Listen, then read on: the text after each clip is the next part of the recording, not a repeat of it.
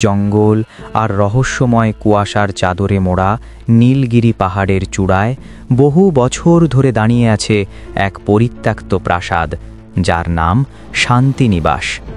স্থানীয়দের মুখে এই প্রাসাদ নিয়ে নানা ভয়ের কাহিনী প্রচলিত। কেউ বলে এটি অভিশপ্ত, কেউ বা বলে এর ভেতরে লুকিয়ে আছে বহু পুরনো কোনো ভয়ঙ্কর রহস্য। এই অঞ্চলে নতুন এসা তরুণ প্রত্নতাত্ত্বিক ডক্টর অনির্বাণ সেন এসব লোককথাকে প্রথমে কুসংস্কার হিসেবে উড়িয়ে দিয়েছিলেন, কিন্তু শান্তিনিবাসের ভগ্নপ্রায় স্থাপত্য এবং এর ভেতরের অদ্ভুত নিস্তব্ধতা তাকে গভীরভাবে আকর্ষণ করেছিল। অনির্বাণ তার গবেষণা শুরু করলেন। লক্ষ্য এই নিরালা প্রাসাদটির ঐতিহাসিক সত্য উদ্ঘাটন করা। একদিন অনির্বাণ প্রাসাদের লাইব্রেরির ধ্বংসস্তূপের মধ্যে একটি জীর্ণ ডায়েরি খুঁজে পেলেন। ডায়েরিটি ছিল এই প্রাসাদের শেষ বাসিন্দা দেবেন্দ্রনাথ রায়চৌধুরীর। দেবেন্দ্রনাথ ছিলেন একজন বিখ্যাত চিত্রশিল্পী, যিনি আজ থেকে প্রায় ১০০ বছর আগে সপরিবারে রহস্যজনকভাবে নিখোঁজ হয়ে যান। ডায়েরির পাতা উল্টাতেই অনির্বাণের শিরদাঁড়া দিয়ে একটা ঠান্ডা স্রোত নেমে গেল। দেবেন্দ্রনাথ লিখেছিলেন, প্রাসাদটি তৈরি হওয়ার সময় এর নিচে নাকি প্রাচীন কোনো গুপ্তধন বা শক্তির আধার খুঁজে পাওয়া দিয়েছিল।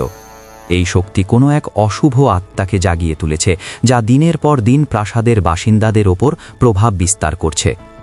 ডায়েরির শেষ কয়েকটি পাতায় দেবেন্দ্রনাথের মানসিক অস্থিরতা স্পষ্ট ছিল। তিনি লিখেছিলেন, ছায়াগুলো আসছে, তাদের চোখগুলো জ্বলছে, তারা আমার স্ত্রীকে নিয়ে যাচ্ছে, তারপর আমার সন্তান। আমি জানি এবার আমার পালা। এই প্রাসাদ আসলে একটি ফাঁদ। এটার ভিত্তিপ্রস্তর তৈরি হয়েছিল এক প্রাচীন কবরের উপর। শেষ পাতায় একটি সাংকেতিক চিহ্ন আঁকা ছিল এবং তার নিচে লেখা ছিল, শেষ পাতার দেওয়াল, মধ্যরাতের চাঁদ। অনির্বাণ ডায়েরিটি নিয়ে অস্থির হয়ে উঠলেন। তিনি বুঝতে পারলেন এই অন্তর্ধান কোনো সাধারণ ঘটনা ছিল না। সেই রাতেই অনির্বাণ একটি লণ্ঠন নিয়ে প্রাসাদের পশ্চিম দিকের দেয়ালে পৌঁছালেন। বাইরে তখন চাঁদ উঠেছে। ডায়েরির সূত্র অনুযায়ী তিনি দেয়ালে লুকানো একটি ছোট্ট সুইচ খুঁজে পেলেন। সুইচ টিপতেই দেয়ালে একটি গোপন দরজা উন্মোচিত হল। দরজা দিয়ে ভেতরে প্রবেশ করে অনির্বাণ দেখলেন একটি দীর্ঘ সিঁড়ি অন্ধকারের গভীরে নেমে গেছে। নিচে নেমে অনির্বাণ একটি বিশাল পাথুরে কক্ষের সন্ধান পেলেন। কক্ষের মাঝখানে ছিল একটি প্রাচীন বেদি, যেখানে একটি খাঁটি স্ফটিকের গোলক রাখা। স্ফটিকটি মৃদু রক্তিম আভায় জ্বলছিল। অনির্বাণ বুঝলেন এটাই সেই শক্তির আধার। কিন্তু শুধু স্ফটিক নয়, বেদিটির ঠিক সামনে একটি কঙ্কাল পড়েছিল। সেটি সম্ভবত দেবেন্দ্রনাথের। কঙ্কালের হাতে ধরা ছিল একটি ছোট সোনার চাবি। অনির্বাণ চাবিটি তুলে নিলেন। ঠিক সেই মুহূর্তে কক্ষের কোণে থাকা একটা বিশাল আয়না থেকে এক অস্পষ্ট কালো ছায়ামূর্তি বেরিয়ে এলো। মূর্তিটির চোখ দুটো স্ফটিকের মতো জ্বলছিল। সে ফিস ফিস করে বলল, তুমি দেরি করে ফেলেছ অনির্বাণ। এই শক্তি আমাকে মুক্ত করেছে। এখন আমিও এই প্রাসাদের অংশ, আর তুমি আমার নতুন শিকার। অনির্বাণ বুঝতে পারলেন সেই অশুভ আত্মাটি আসলে দেবেন্দ্রনাথের হারিয়ে যাওয়া পরিবার নয়, বরং সেই আদিম শক্তি দ্বারা সৃষ্ট এক রক্ষক বা প্রহরী, যা এই স্ফটিককে রক্ষা করে। অনির্বাণ সাহস করে কঙ্কালের হাত থেকে পাওয়া সোনার চাবিটি স্ফটিকের গোলকটি গায়ে থাকা একটি ছোট গর্তে প্রবেশ করালেন। সঙ্গে সঙ্গে স্ফটিকের রক্তিম আভা নীল হয়ে গেল এবং সেই ছায়ামূর্তি যন্ত্রণায় চিৎকার করে উঠল। প্রাসাদ কাঁপতে শুরু করল। অনির্বাণকে আর দাঁড়াতে হলো না। তিনি দ্রুত সিঁড়ি বেয়ে ওপরে উঠে এসে গোপন দরজাটি বন্ধ করে দিলেন। বাইরে বেরিয়ে এসে দেখলেন প্রাসাদটি অদ্ভুত নীল আলোয় ঝলসে উঠল এবং মুহূর্তের মধ্যে ধসে পড়ল। নীলগিরি পাহাড়ের চূড়ায় এখন শুধু পাথরের স্তূপ। পরের দিন সকালে অনির্বাণ সেই ধ্বংসস্তূপের সামনে দাঁড়িয়ে রইলেন। ডায়েরি আর সোনার চাবি ছাড়া আর কিছুই অবশিষ্ট নেই। এরপর অনির্বাণ শান্তিনিবাসের ধ্বংসস্তূপের সামনে দাঁড়িয়ে রইলেন। ডায়েরি আর সোনার চাবি ছাড়া আর কিছুই অবশিষ্ট নেই। দেবেন্দ্রনাথের নিখোঁজ হওয়ার রহস্যের সমাধান হল, তিনি সেই অশুভ শক্তিকে বন্দি করে রাখতে চেয়েছিলেন, কিন্তু সফল হননি। তার ডায়েরির সূত্র ধরেই আজ সেই অশুভ শক্তির চিরতরে বিনাশ ফিরে এলেন। কিন্তু তিনি জানতেন এই রহস্যময় ঘটনার স্মৃতি তাকে তাড়াতাড়ি নিয়ে বেড়াবে। শান্তিনিবাসের অভিশাপ হয়তো দূর হয়েছে, কিন্তু এই জগতের কিছু প্রাচীন শক্তি এখনও মানুষের কল্পনার বাইরে, যা আজও আমাদের অজানা। গল্পটা কেমন লাগলো? আরও কিছু শুনতে চান? ছায়া ঘেরা রাতের অতিথি, এক রহস্যময় সত্য ঘটনা। এই গল্পটি আমার দাদু ভাইয়ের, আমার বাবার বাবা মুখ থেকে শোনা। তিনি সবসময় বলতেন, কিছু ঘটনা থাকে যার কোনো ব্যাখ্যা বিজ্ঞান দিতে পারে না। এটি সেই রকমই এক ঘটনা, যা আজও আমাদের পরিবারকে ভাবায় এবং রাতের বেলা শিহরণ জাগায়। পটভূমি: শান্তিপুর গ্রামের নির্জন বাড়ি। 1970-এর দশকের মাঝামাঝি। আমার দাদু ভাই তখন একজন সরকারি কর্মচারী এবং কাজের সুবাদে তাকে বদলি হয়ে যেতে হয় পশ্চিমবঙ্গের নদিয়া জেলার শান্তিপুর গ্রামে। গ্রামটি খুবই শান্ত, কিন্তু তারা যে বাড়িটি ভাড়া নিয়েছিলেন সেটি ছিল গ্রামের এক প্রান্তে একটি বড় পুকুরের পাশে। বাড়িটি বেশ পুরনো, চারপাশে বিশাল বাগান, যা দিনের বেলাতেও কিছুটা গা ছমছমে লাগত। 1 প্রথম নিশানা: বিছানায় রক্তের দাগ। প্রথম কিছুদিন সবকিছু স্বাভাবিক ছিল, কিন্তু 2 সপ্তাহের মাথায় ঘটনাটি শুরু হয়। একদিন ভোরবেলা দাদু ভাই ঘুম থেকে উঠে দেখেন তার বিছানার সাদা চাদরের মাঝখানে একটি ছোট্ট লালচে দাগ। প্রথমে তিনি ভেবেছিলেন মশার রক্ত, কিন্তু ভালো করে দেখতে গিয়ে শিউরে ওঠেন। দাগটি অনেকটা মানুষের হাতের আঙুলের ছাপের মতো, কিন্তু রক্তটি যেন শুকিয়ে কালো হয়ে গেছে। অবাক হয়ে তিনি চারিদিকে তাকালেও কোনো আঘাত বা রক্তের উৎস খুঁজে পাননি। তিনি চাদরটি ধুয়ে ফেললেন এবং ঘটনাটি ভুলে যাওয়ার চেষ্টা করলেন। কিন্তু পরের রাতে একই দাগ, ঠিক একই জায়গায়। এবার তিনি বুঝতে পারলেন এটি কোনো সাধারণ ঘটনা নয়। 2 রাতের শব্দ: অদৃশ্য পায়ের আওয়াজ। এরপর শুরু হলো রাতের বেলা অদ্ভুত আওয়াজ। বাড়িটির কাঠ ও টালি দিয়ে তৈরি ছাদ।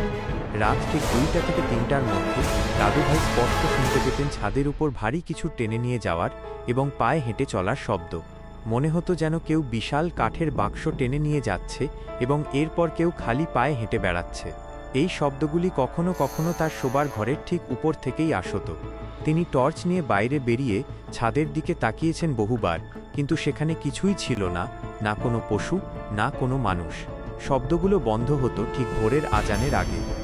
3 আতঙ্কজনক অতিথি: মধ্যরাতের ডাক। সবচেয়ে ভয়ঙ্কর ঘটনাটি ঘটে শীতকালে। এক রাতে দাদুভাই গভীর ঘুমে আচ্ছন্ন। হঠাৎ দরজায় ধীরে ধীরে টোকা পড়ার শব্দ। গভীর রাতে এমন আওয়াজ শুনে তিনি উঠে বসলেন। ঘড়িতে তখন রাত দুপুর 12:30। তিনি জিজ্ঞাসা করলেন, কে? উত্তর, এল না।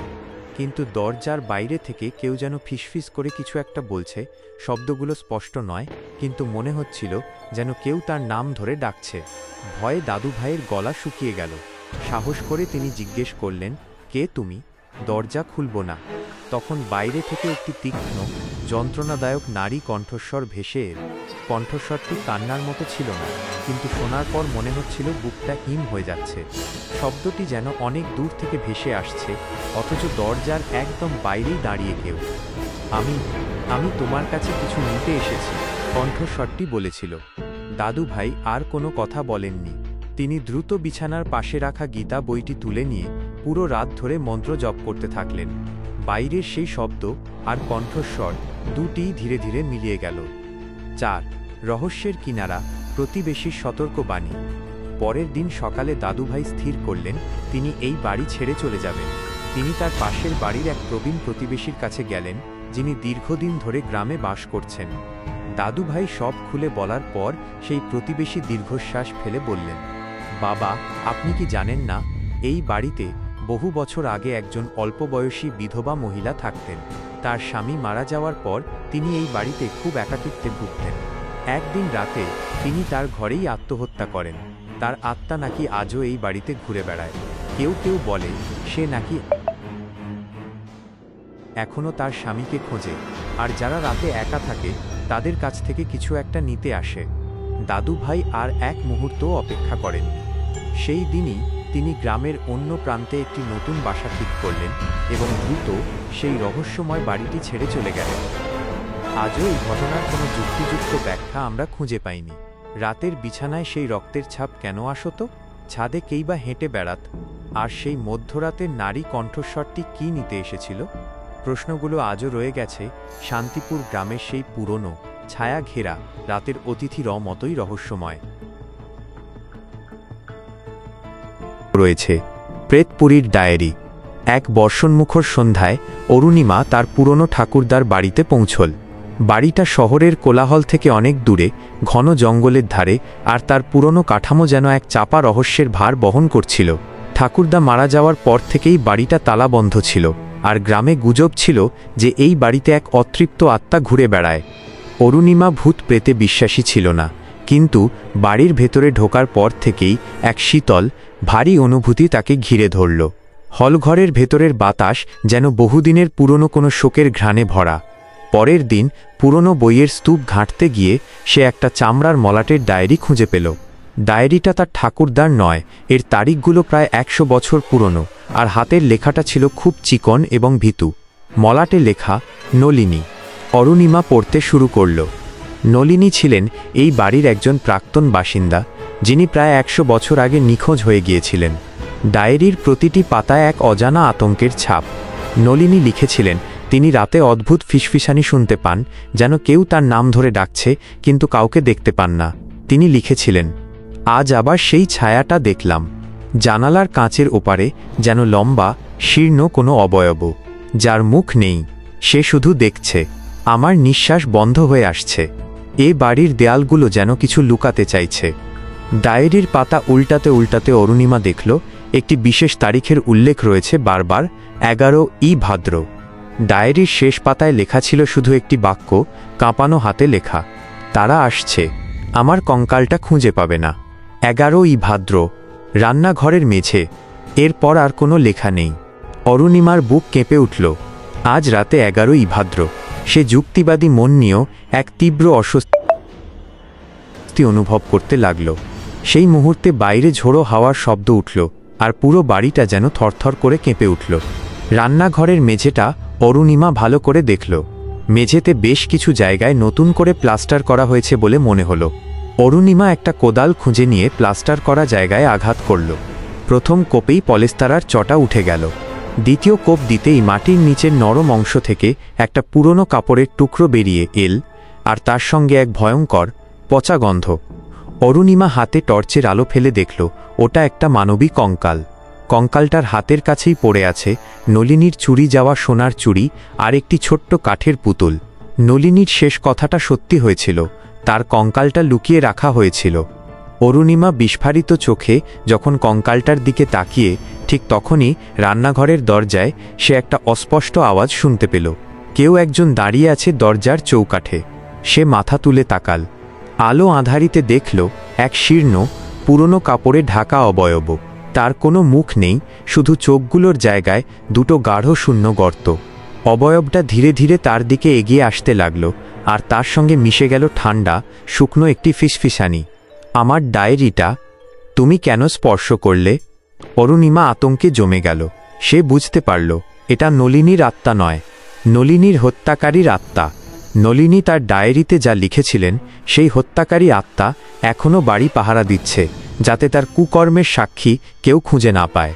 হত্যাকারীর আত্মা যখন তার দিকে হাত বাড়াল, অরুণিমা প্রাণপণে চেঁচিয়ে উঠল। তার হাতের টর্চটা রান্নাঘরের মেঝেতে কঙ্কালটার ওপর পড়ে রইল। পরের দিন সকালে গ্রামের লোক এসে দেখে অরুণিমা অজ্ঞান হয়ে পড়ে আছে হলঘরে। রান্নাঘরের মেঝে খোঁড়া, কঙ্কালটা বেরিয়ে আছে, কিন্তু ঘরের ভেতরে নলিনীর ডায়েরিটা খুঁজে পাওয়া গেল না।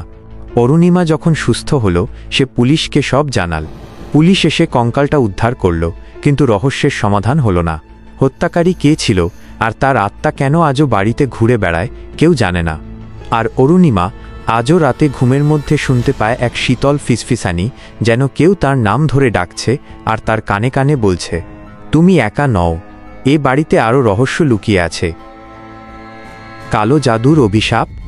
গল্পটি শুরু হয় রুদ্রপুর নামে এক শান্ত এবং পুরনো গ্রামে। এই গ্রামের একেবারে কোণে, ঘন জঙ্গলের ধারে দাঁড়িয়ে আছে এক জীর্ণ পরিত্যক্ত জমিদার বাড়ি। গ্রামের মানুষ বাড়িটিকে এড়িয়ে চলে, কারণ তাদের বিশ্বাস বাড়িটি অভিশাপগ্রস্ত। প্রথম অধ্যায়, জীর্ণ বাড়ি আর পুরানো রটনা। বহু বছর আগে এই জমিদার বাড়িতে বাস করতেন জমিদার প্রভাস চৌধুরী। তিনি ছিলেন গ্রামের মানুষের কাছে শ্রদ্ধেয়, কিন্তু তার স্ত্রী মাধবী দেবী ছিলেন এক গভীর রহস্যের কেন্দ্র। গ্রামের লোক চুপি চুপি বলত মাধবী দেবী নাকি কালো জাদুর চর্চা করেন। গভীর রাতে বাড়ির পিছনের শ্মশানে নাকি তার আনাগোনা দেখা যেত। কেউ কেউ নাকি শুনেছে অদ্ভুত সব মন্ত্র পাঠের শব্দ। এক অমাবস্যার রাতে হঠাৎ করেই প্রভাসের একমাত্র ছেলে কিশোর অর্ক রহস্যজনকভাবে নিখোঁজ হয়। অনেক খোঁজাখুঁজির পরেও তাকে আর খুঁজে পাওয়া যায়নি। শোকে কাতর হয়ে জমিদার প্রভাস একদিন হঠাৎ মারা যান। এরপর মাধবী দেবীও একদিন গভীর রাতে বাড়ি ছেড়ে নিরুদ্দেশ হন। গ্রামের মানুষ স্বস্তির নিঃশ্বাস ফেলে অভিশাপ শেষ হয়েছে। কিন্তু এরপরই শুরু হয় আসল আতঙ্ক। দ্বিতীয় অধ্যায়, ফিরে আসা অভিশাপ। জমিদার বাড়ির সমস্ত চাকর বাকর এবং গ্রাম থেকে পালিয়ে যাওয়া অনেকেই একদিন পর পর মারা যেতে শুরু করে তাদের মুখে ছিল ভয়াবহ আতঙ্কের ছাপ এবং গলায় কালচে নীল দাগ। গ্রামের মোড়লরা তখন এক ওঝার শরণাপন্ন হন। ওঝা এসে জানালেন মাধবী দেবী কালো জাদু করে বাড়ির চৌকাঠের নিচে একটি শক্তিশালী অশুভ শক্তিকে বন্দী করে গেছেন। এই শক্তিটি গ্রামের ওপর অভিশাপ দিচ্ছে। গ্রামের মানুষ তখন ঠিক করে বাড়িটিকে ভেঙে গুঁড়িয়ে দিয়ে অভিশাপের মূল উৎসকে ধ্বংস করবে। 20 বছর পর শহরের এক দল দুঃসাহসী যুবক, যার মধ্যে প্রত্নতত্ত্বের ছাত্র অমিত এবং তার অনুসন্ধিৎসু বন্ধু সৌম্য ছিল, জমিদার বাড়িটির গল্প শুনে সেখানে যায়। তারা বাড়িটির ভেতরে প্রবেশ করে। সবকিছু যেন 20 বছর আগের মতোই ধূলি ধূসরিত এবং নিস্তব্ধ। ঘরের পর ঘর ঘুরে তারা জমিদার বাবুর লাইব্রেরিতে পৌঁছায়। সেখানে একটি পুরনো সিন্দুক খুঁজে পায়। সিন্দুক খুলে অমিত দেখতে পায় একটি জীর্ণ চামড়ার বাঁধানো বই। বইটির নাম কালতত্ত্ব। বইটি ছিল মাধবী দেবীর কালো জাদুর পুঁথি। পাতা উল্টাতে গিয়ে তারা দেখতে পায় সেখানে অর্কের রক্ত দিয়ে আঁকা একটি বিকৃত ছবি এবং তার নিচে একটি সাংকেতিক মন্ত্র লেখা। ভয়ে সৌম্য বইটি বন্ধ করে দিতে চাইলে অমিত বাধা দেয়। অমিত তখন খেয়াল করে বইটির মাঝের একটি পাতা উধাও। তৃতীয় অধ্যায়, মন্ত্রের আহ্বান। পুঁথিটি নিয়ে গভীর রাত পর্যন্ত তারা গবেষণা করে জানতে পারে মাধবী দেবী একটি ভয়ঙ্কর ছায়া প্রেতকে বন্দী করে গিয়েছিলেন, যা তার ছেলের আত্মা ব্যবহার করে তার সমস্ত শত্রুদের বিনাশ করবে। প্রেতকে মুক্ত করার একমাত্র উপায় হল পুঁথির উধাও হওয়া পাতাটিতে লেখা বিশেষ মন্ত্রটি। হঠাৎ বইয়ের ভেতরে লুকিয়ে রাখা একটি শুকনো পাতা নিচে পড়ে যায়। এটিই ছিল সেই হারিয়ে যাওয়া পাতাটি। পাতাটি হাতে নিতেই সারা বাড়িতে বাতাসের ঝাপটা শুরু হলো। দরজা জানালা সশব্দে খুলতে লাগল। এক তীব্র পচা গন্ধ তাদের নাকে এসে লাগে। অমিত কৌতূহলী হয়ে কাঁপা হাতে পাতাটির লেখা পড়তে শুরু করে। পাতাটিতে একটি মন্ত্র লেখা ছিল, যার অর্থ হল মুক্তি দাও, মুক্তি দাও, হে আত্মার বন্দী। মন্ত্রটি শেষ হওয়ার সাথে সাথেই লাইব্রেরির কোণে একটি কালো ছায়ামূর্তি ধীরে ধীরে স্পষ্ট হতে শুরু করল। ছায়ামূর্তিটি ছিল ভয়াবহ। তার চোখ দুটো জ্বলছিল কয়লার মতো লাল। সেটি ছিল অর্কের আত্মা এবং ছায়া প্রেতের মিলিত রূপ, ছায়া অর্ক। ছায়া অর্ক তাদের দিকে এগিয়ে আসতে থাকে। সৌম্য চিৎকার করে পালাতে চাইলেও তার পা যেন মেঝেতে গেঁথে গেছে। শেষ অধ্যায়, অভিশাপের পরিণতি। ছায়া অর্ক ভয়ঙ্কর কণ্ঠে বলে ওঠে, তোমরা আমাকে ডেকেছ, এখন তোমাদের মুক্তি নেই। অমিত তখন দ্রুত তার মাথায় আসা একটি ধারণা কাজে লাগায়। সে পুঁথির শেষের দিকে লেখা একটি প্রতিরোধক মন্ত্রের কথা মনে করার চেষ্টা করে। দ্রুত সে বইটি মেঝেতে রেখে চিৎকার করে সেই মন্ত্রটি আবৃত্তি করতে শুরু করে। অন্ধকার, তুমি ফিরে যাও, আলোর পথ তুমি ছেড়ে দাও, বন্ধন তোমার ছিন্ন হোক, প্রভাসের মুক্তি হোক। মন্ত্রটি শেষ হতেই ছায়া অর্কের দেহ কাঁপতে শুরু করে। জমিদার বাড়ির প্রতিটা ইঁট, প্রতিটা পাথর যেন কেঁপে ওঠে।